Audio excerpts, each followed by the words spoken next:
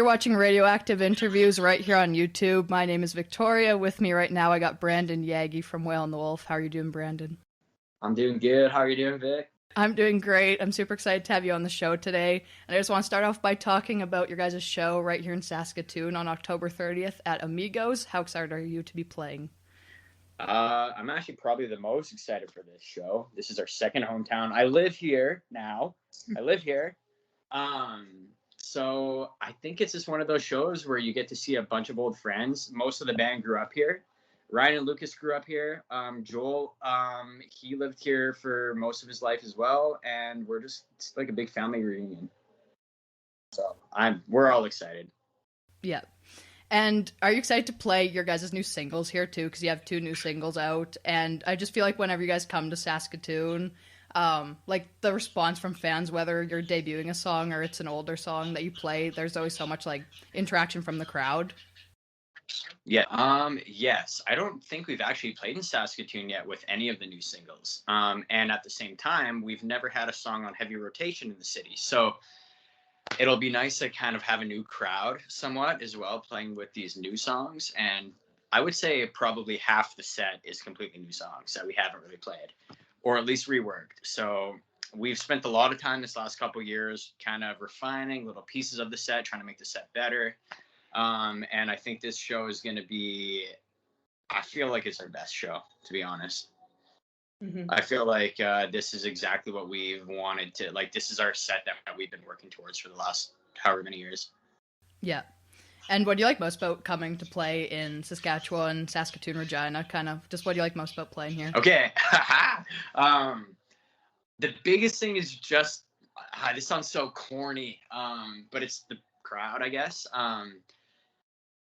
Every time we all talk, or the conversation that comes up when it comes to playing shows in certain cities, it's always Saskatoon and Regina are very close to home. Obviously, we have like family in Saskatoon. We have really close friends here. Regina was the first ever city to take a chance on us. So that was the first city that played us on the radio. And it's nice to, it's insane to have people singing your songs to the point where you can hear their voice over top of the stage sound. And yeah. Regina was the first time I've ever experienced that. So every time you book a show in Regina, or really anywhere in Saskatchewan, you kind of get like, I get a little bit more excited for those shows, to be honest. Mm-hmm. So this one, I've been counting down the days. Yeah. And you guys also played some shows in August, one in Red Deer and one in Edmonton. How did those shows go? And just how nice was it to be able to finally get back up on stage and play? It was awesome. There's 2 parts to that, I gotta say. So the first part is, it was probably the best weekend of the year for me. Personally, I'm sure I can speak for the other guys on that too. But to be able to play a show where there was a crowd and they were bumping shoulders and just it felt real again. That was incredible. Being able to play songs that we haven't played in almost 2 years was awesome.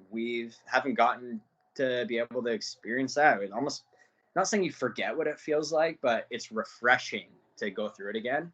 And here's the other one. This might be more for me, and I won't speak for any of the other guys on this. I'll just speak for myself, but I kind of forgot what it was like a little bit to play standing up with lights, like, like I'll practice in like my apartment here, like I'll play along to a Bluetooth speaker, and like, oh, you're like, all right, everything's down, and then you stand up and then there's lights and you can't see what you're playing. Yeah.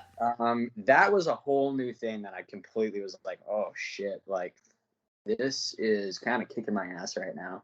There's a couple times where I was like, okay, let's just not dance around and focus a little bit on what we're doing here. There's a couple videos of me and Keenan actually falling on stage between those 2 shows. So you fell. Oh, I'll send them to you. Yeah, they're awesome. Yeah, please. I actually really want to see those. Oh yeah, it's great. No, but overall, like, very excited, and I can't wait. Like, and playing, it's just nice to be back doing it again. Yeah. And the last time I'd interviewed you, you guys had just released Midnight Riot. Like, that was a long time ago, Yeah. but yeah, that was the last time. And now you guys released 2 new singles, Veins and Throw Me a Rope. Can you just take me through the writing process for, like, writing and recording process for both of these songs? And then also, like, up to the promotion of releasing them. Okay. The writing process, actually, Veins was a song that we've had for quite a few years. I would say up to 3 years now. We were playing it for, I want to say, about a year before we recorded it. And that song changed so much in the studio. All the main parts are still in it. But yeah, no, that one was one, really, to say the least.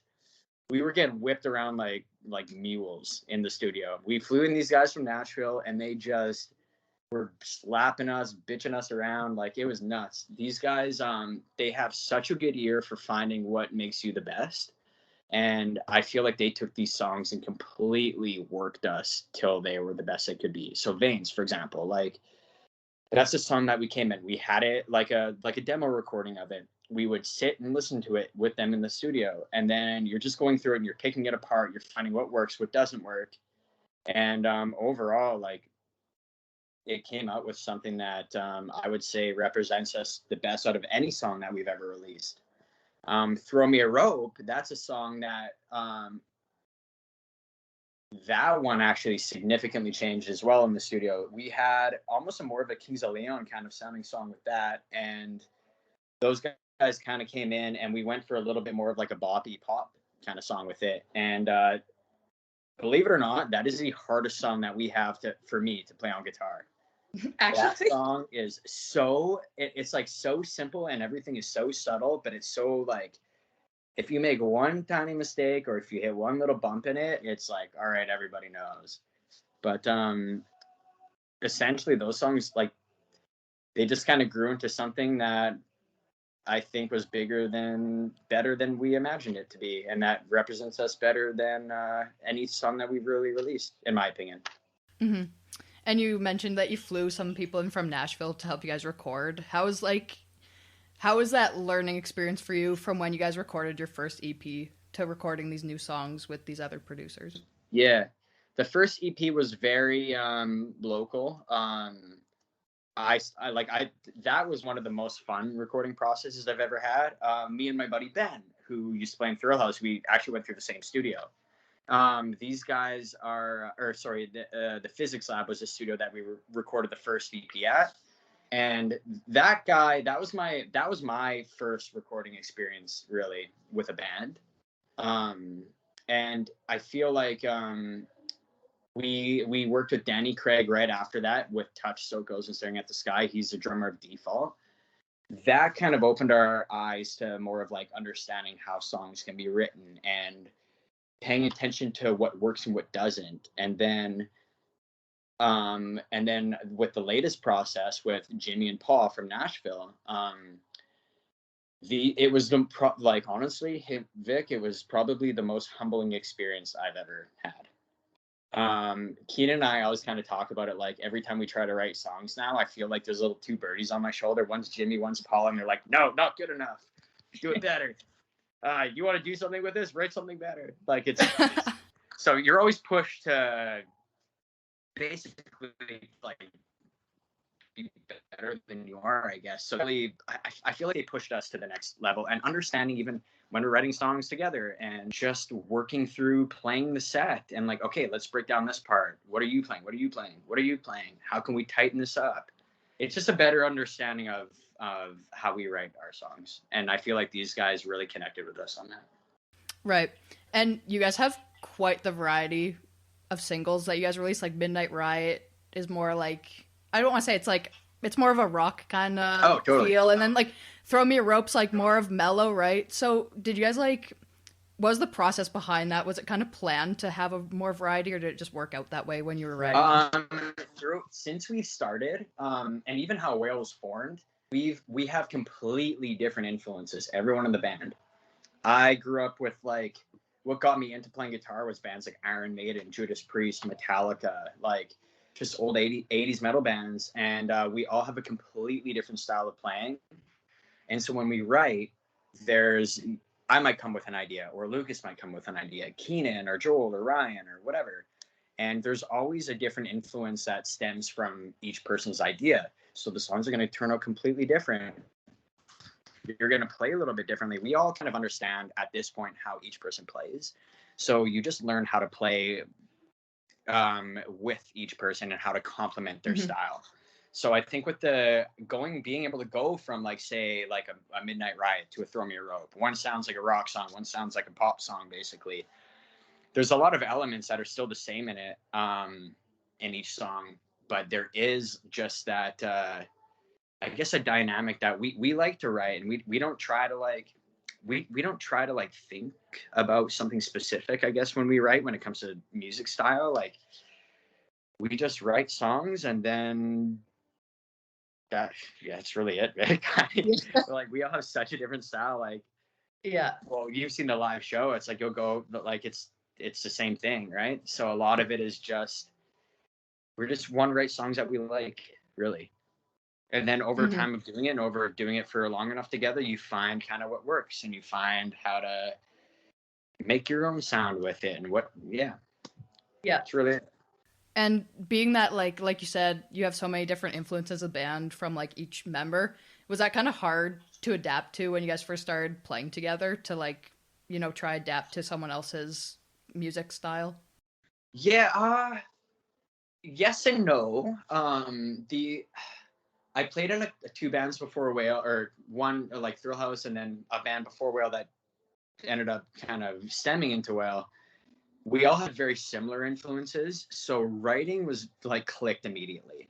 But you'd kind of get pigeonholed because you all have kind of the same idea with certain things. And I found, like, with working with Whale, you're all so different, and you just like working through each other's ideas makes you grow into doing different things. So you just like, you create so much more muscle around different genres or different styles. And I feel like when you can kind of get used to writing like that, that's when some cool shit happens. We're still learning and working through that, but that's something that personally I would say it was a little bit harder to adapt to, just because you might hear something in your head and how you want the song to go, but each person kind of hears a little different. But the nice thing with us is we understand how we're understanding what we're talking about, so we can always meet on the same page with it. But yeah, I know there are times for sure where you're kind of like, all right, this is how I feel about this. No, I feel about it this way. All right. Yeah. So yeah. No. But it's overall, like, it's an adjustment, but I feel like it worked out for the best, and it's been better than if we were completely on the same page from the beginning. It's helped us grow. Yeah, and I mean, it does give you like that variety, like I was mentioning before, with each song, right? Yeah, totally. And for the rest of, 2021, do you guys have any more single releases or any more shows that you're wanting to play before this year is over? Yes. I got a bunch of text messages when this started about to not talk about certain things. So I can't say anything. So there's some stuff coming up that's super cool. And we are releasing an EP. So we've been building these singles up, and we're going to release an EP. We have a couple more songs on it, and that's what's in the near future here. And then we're getting back into the studio. So is that like more plans for 2022 then? Is getting back into the studio? The studio, yeah, that would be 2022. And just finishing off 2021 with some cool shows, and basically preparing ourselves for a big 2022. And what are some goals, like, if you can say, like, what are some main goals that you guys want to accomplish in 2022? I want to win the lottery.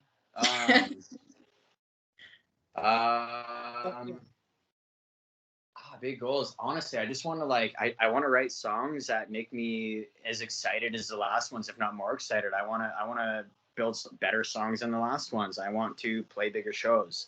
We all do. It's not just me. That's speaking for everybody. Yeah, mainly just I want to be more involved in this. We can get out to more people and I don't even really know how to explain that, man. I just want it to be something that we can build into something, and we can do things that build it into something bigger. And that's what 22 is kind of the focus on. Right. Building the team, basically. Getting more people involved around us that can help us get to that level. Right. Yeah. That's the better way of saying it, other than me saying around. Yeah. Yeah, well, I'm super excited to see what you guys have coming out for the rest of this year and for 2022 for sure. Yeah. Thanks for doing an interview today, Brandon. Oh, dude, thanks for having me. You're the best.